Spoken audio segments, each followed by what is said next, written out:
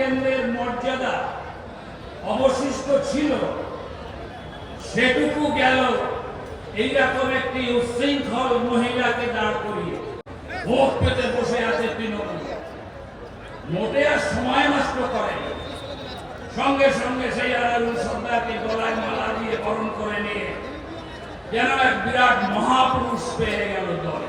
কেন্দ্রের মর্যাদা অবশিষ্ট ছিল সেটুকু গেল এইরকম একটি উচ্ছৃঙ্খল মহিলাকে দাঁড় করিয়ে। আমরা আমাদের প্রার্থীর কথা আপনাদেরকে বলেছেন। আমার এই প্রার্থীর কথা বলতে গেলে আমার কিছু ঘটনা মনে পড়ে। আমাদের এখানে যখন কোভিডের পর্ব চলছে, আমফানের দুর্যোগ এই বাংলায় নেমে এসেছে, তখন ইনি জনপ্রতিনিধি নয়, ডক্টর অনির্বাণ গাঙ্গুলি জনপ্রতিনিধি ছিলেন না।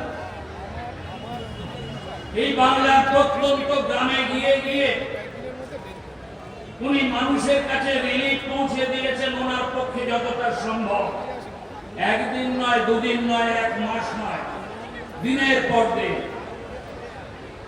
দুর্গা পুজো, দুর্গোৎসব আসছে। একদিন আমাকে বললেন আমি এখানে জামা কাপড় দিতে চাই কিছু দুস্থ মানুষের সঙ্গে। আমি সঙ্গে গেলাম। অনেক শাড়ি, জামা কাপড়, শিল্প হয়েছে, শিল্পের ধোঁয়ায় বাংলা ঢেকে গেছে।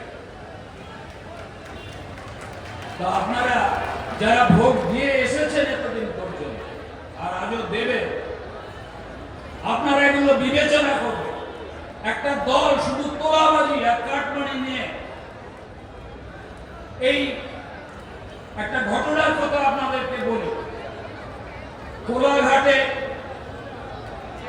মানব সামন্ত তৃণমূলের একটি নেতা সারা রাজ্যে যখন তোলাবাজি হচ্ছে তখন তিনি ঘুমিয়েছিলেন।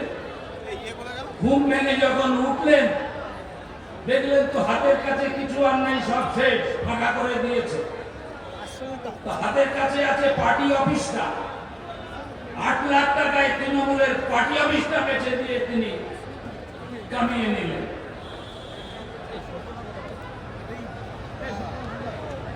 বাদুড়িয়া থানার আটুরিয়া গ্রাম, সেখানে কংগ্রেসের আনারুল সর্দার আমফানের টাকা তার পরিবারে 8 জনকে দিয়েছে। খবর হওয়ার পরে কংগ্রেস তাকে দল থেকে তাড়িয়ে দিল।